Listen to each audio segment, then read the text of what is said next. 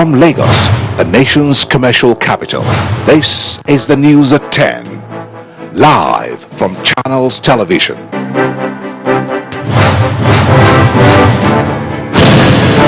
tonight, Sulaiman Aleda. Hello and welcome tonight. President Jonathan denies saying terrorism has come to stay. Insists the war on terrorism in Nigeria is winnable. Imo police arrest 25-year-old man believed to be a prime suspect behind the killing of a high-costume general officer. Nigeria Labour Congress demands visible restructuring of the nation's economy in 2014. And at least 6 peacekeepers from Chad are confirmed killed in the clashes in Central African Republic.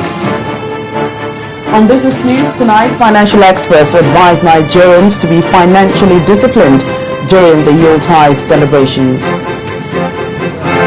And on Sports News tonight, Arsenal return to the top of the English Premier League after a hard-fought victory over West Ham. From Abuja, the Federal Road Safety Commission, FRSC, sets up roadside response centers on the major highways to attend to emergency situations.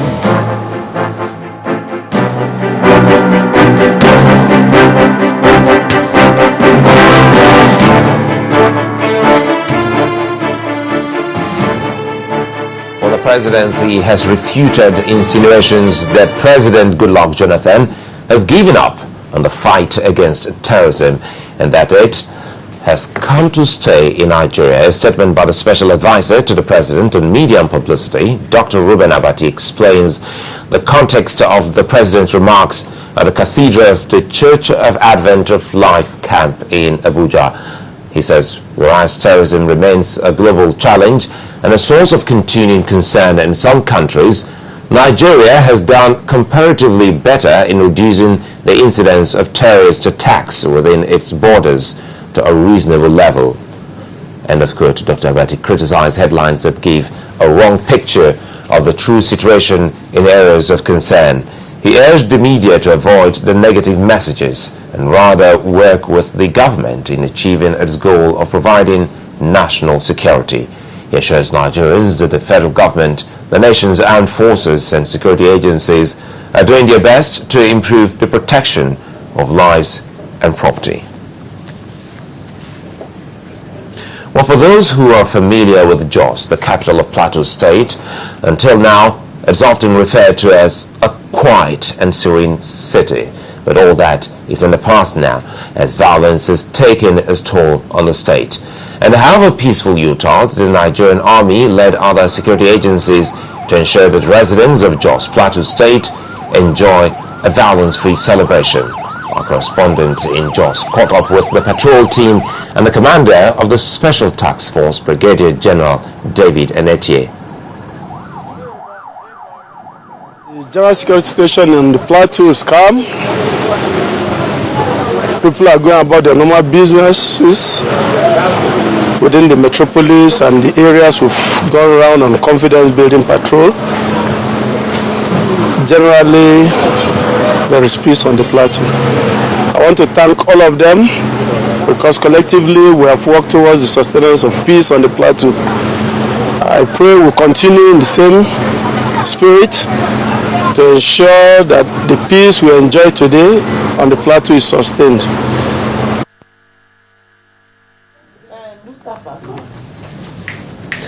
Well, the Kaduna State Police Command has refuted the report from Human Rights Watch that government's failure to prosecute the perpetrators of the 2011 post-election violence and other crises in Kaduna and Plateau states has fueled violence in those parts of the country. In a report, the Human Rights Watch blamed continued violence in the country and government's inaction, and also identified religion and ethnicity and other factors as the reasons for the occurrence of the incidents. But in an interview with Channels Television, the Kaduna State Commissioner of Police, Mr. Olufemi Adenaike, argued that the international rights watchdog proceeded with a fixed viewpoint without first contacting the command for accurate information. Mr. Adenike disclosed that so far the police have made over 700 arrests and prosecuted more than 100 suspects in connection with the 2011 post-election crisis in Kaduna State. I just want to say that they've not done their homework well. They ought to have come in here to ask questions, and I would have given them this report to go and see. You can see the FIR, everything broken down to bits and pieces for what they need. And before you go on air for such things, you ask questions, and we are prepared to give you. How can you say police is not doing anything? We have done a lot of people are in court. I can't fault the entire report. I've not read it, I've not seen it, but the bit you have given to me concerning Kaduna, I am saying police, we have done a lot. We have, in Kaduna State, a lot of people are in court. You can imagine 748 people arrested. How can you say you have not done anything? You have done a lot. The Nigeria Labour Congress has challenged the federal government to, as a matter of priority, look for other ways of sustaining the economy rather than depending solely on oil. At a news conference in Kaduna to review the activities of the government for 2013, Vice President of the NLC, Isa Aremu, expressed sadness that the country still relies heavily on oil 53 years after our independence. He urged the government to revive the industries that have been closed for years as part of the measures to diversify the economy. Well, as the year 2013 is winding down, the 2015 presidential election is still on the minds of politicians. This time in Kogi State, where President Goodluck Jonathan gets endorsement to run. At a rally in Iyara, the governor of Kogi State, Captain Idris Wada, his deputy and PDP chieftain across the country converged to commission medical projects for the use of the people of the area. But the speakers at the event expressly seek support for the president come 2015. Call it a political gathering and you may not be wrong, considering the caliber of personalities present. The crowd and those who converged on the open field of the Anglican Science Secondary School Iyara in Kogi State show there's much to be expected from this event.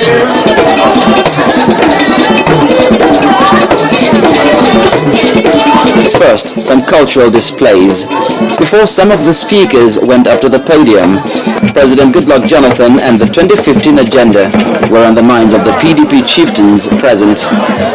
When our president, Dr. Goodluck Jonathan, eventually decides to run for the presidency again in 2015, Kogi State will give him more than 75% of the votes. For our people to vote Goodluck Jonathan whenever he decides to contest, and to ensure that the progressive government that is seated here with us, Captain Idris Wada and my brother Architect Emi together with us, we take them back to the house. Your Excellency, I speak the mind of my people. We will vote for you because of your good governance, your simplicity in government. After the speeches comes what could be referred to as a Christmas gift to the people of the Western Senatorial District of Kogi from the lawmaker representing them at the Senate. 24 ambulances and hospital equipment are commissioned. Government alone cannot provide all the needs of its people due to lack of sufficient financial resources to meet the many developmental requirements of our people. A new lease of life, no doubt, for the people of Kogi Western Senatorial District. But as the governor says, government alone cannot do it. It requires everyone to join hands to make the society a better place for all. Okay.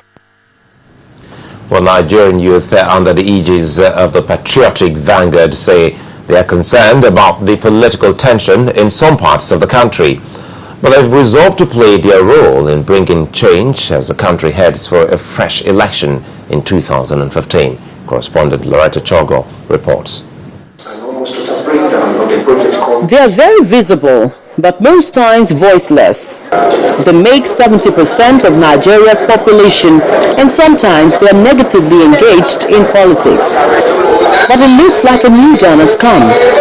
These young world are determined to change their world by closing the gulf supposedly created along the ethnic and religious line. From the podium to the interview sessions, everyone spoke in the same tune, but with different constructions. For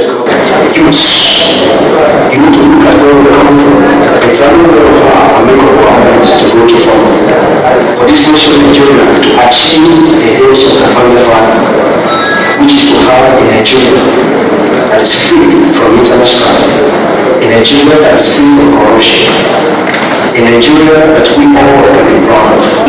As our country is now, the way we are, the problem we have of insecurity and a lot of problems that is happening in our country, there is youths that have been affected throughout.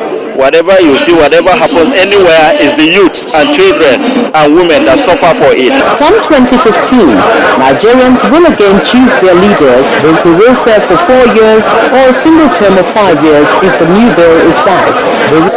For these youths, their part will be played, and positively too. If you allow the leaders who are there, who have been there for the past 30 years, to continue the way they are going, then that means there's no future for the youth. If we say there's future for the youth, it has to be now.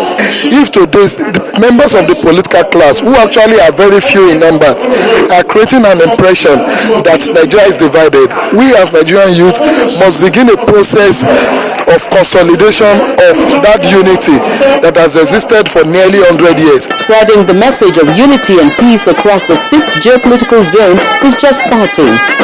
It is hoped that the message sinks after all. Loretta Chogo, Channels Television News. While in Petra, after the break, Nigerians celebrate Boxing Day as our correspondent in London brings us Christmas celebration in the United Kingdom. That's in a moment. Don't go away.